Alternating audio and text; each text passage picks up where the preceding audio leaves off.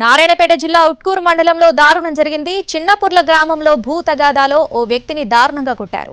3 ఏళ్లుగా ఇరువురి మధ్య భూ తగాదాలు జరుగుతున్నాయి. ఈ గొడవలో సంజప్ప అనే వ్యక్తిపై కర్రలతో దాడి చేశారు. తీవ్ర గాయాలతో ఆసుపత్రిలో చికిత్స పొందుతూ సంజప్ప మృతి చెందాడు. పోలీసులు కేసు నమోదు చేసుకుని దర్యాప్తు చేస్తున్నారు.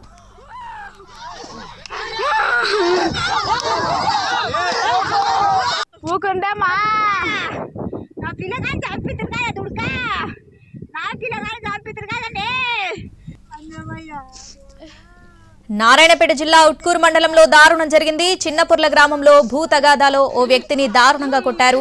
3 ఏళ్లుగా ఇరువురి మధ్య భూ తగాదాలు జరుగుతున్నాయి. ఈ గొడవలో సంజప్ప అనే వ్యక్తిపై కర్రలతో దాడి చేశారు. తీవ్ర గాయాలతో ఆసుపత్రిలో చికిత్స పొందుతూ సంజప్ప మృతి చెందాడు. పోలీసులు కేసు నమోదు చేసుకుని దర్యాప్తు చేస్తున్నారు. పూర్తి అప్డేట్స్ మా ప్రతినిధి పాషా ఫోన్ ద్వారా అందిస్తారు. పాషా, అసలు ఏం జరిగింది? ఈ భూమి ఎవరిది? అసలు ఎక్కడ గొడవ మొదలైంది? డీటెయిల్స్ ఏంటి? శ్రావణి, నారాయణపేట జిల్లాలో దారుణం చోటు చేసుకుంది.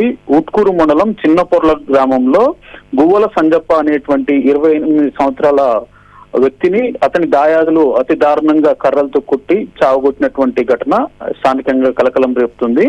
అయితే గత 3 సంవత్సరాలుగా దాయాదుల మధ్య ఘర్షణ చోటు చేసుకుంటుంది. అయితే ధరణిలో తప్పులు దొరిలాయి, తన తండ్రి కాలం నుంచి వచ్చినటువంటి భూమి తనకి రాలేదు అని చెప్పేసి వీళ్ళ మధ్య గత కొంతకాలంగా ఇటు రెవెన్యూ ఆఫీస్ తో పాటు కోర్టులో కూడా కేసు పెండింగ్ లో ఉన్నట్టుగా స్థానికులు చెప్తున్నారు. అయితే పలుమార్లు పెద్దల సమక్షంలో రాజీ కుదిర్చే ప్రయత్నం చేసినప్పటికీ కూడా రాజీ కుదరలేదు. వీరి మధ్య దాయాదులు ఎవరు కూడా ఒప్పుకున్నట్టుగా మనకి వారు చెప్తున్న దాన్ని బట్టి తెలుస్తా ఉంది.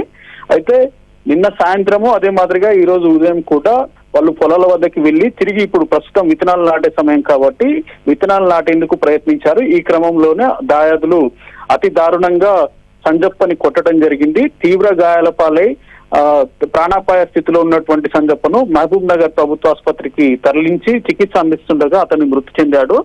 స్థానికంగా చిన్నపొర్లలో ప్రస్తుతం మాత్రము ఉద్రిక్త పరిస్థితులు నెలకొన్నాయని చెప్పాలి. మరోపక్క ఆ దాడులు ఎవరైతే చనిపోయాడో అతనికి సంబంధించినటువంటి బంధువర్గం అంతా కూడా ఈ దాడి చేసిన వారిపై దాడి చేసేందుకు ప్రయత్నిస్తున్నట్టుగా పోలీసులు గుర్తించి స్థానికంగా పికెట్ నిర్వహించారు.